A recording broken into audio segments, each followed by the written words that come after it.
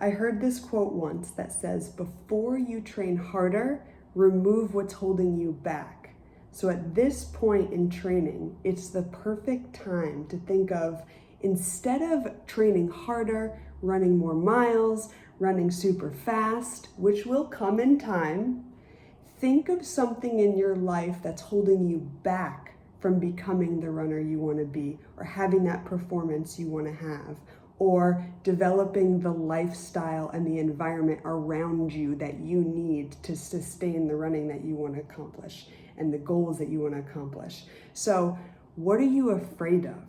What is one thing, just one thing that you're afraid of that's popping up? Fear pops up as resistance, procrastination, and avoidance. So what is something that you're procrastinating, you're resisting, you're avoiding, that's holding you back, or likely holding you back from running at your best?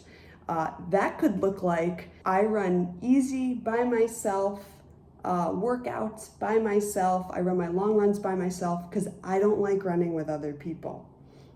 I call your bluff. I'd say, what about running with other people don't you like? A lot of times there's a good balance between running on our own versus running with friends or the community group. You could run with someone's dog, changing up the routine, getting out of our comfort zone. That's what's going to make you better. That's going to make you more adaptable in workouts on race day when things don't go to plan. If it's just easy and comfortable all the time until we get to our workouts, we have to work through those workouts. But if we're intentionally, letting fear be our compass and thinking about what's holding me back when there's nothing wrong with training, what's holding me back when things are still going pretty well? Because when we can work on that and play with it, then down the road when things aren't going to plan, or the workout's really challenging, or the race day shenanigans, something happens, it's delayed, who knows? You're gonna be much better equipped because you're not afraid of it. You're like, I already went after my fears. So choose something that might be holding you back, or choose one thing that you think would complement your training. So maybe it's like starting a new strength training program. Maybe it's, I constantly find I don't have enough time to fit in my runs. So maybe it's asking for help and being like, hey, can so-and-so watch the kids for an extra half an hour or hour so I can run and then shower and eat and take care of myself before I get back to work or get back to the family.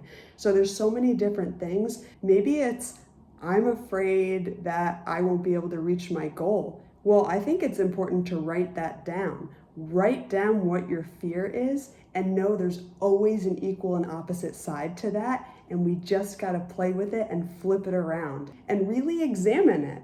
If it's something that you care about, if this race, if you're running, if making running a part of a healthy lifestyle and ritual is what you want, take that goal and say, this is what I need to do to meet it, and this is what might be holding me back, and address that first.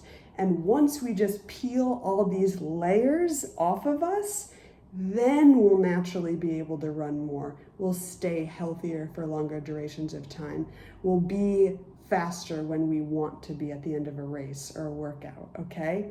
So that's it for today. Write down one thing you're afraid of that's holding you back from your training, and let's transform it together.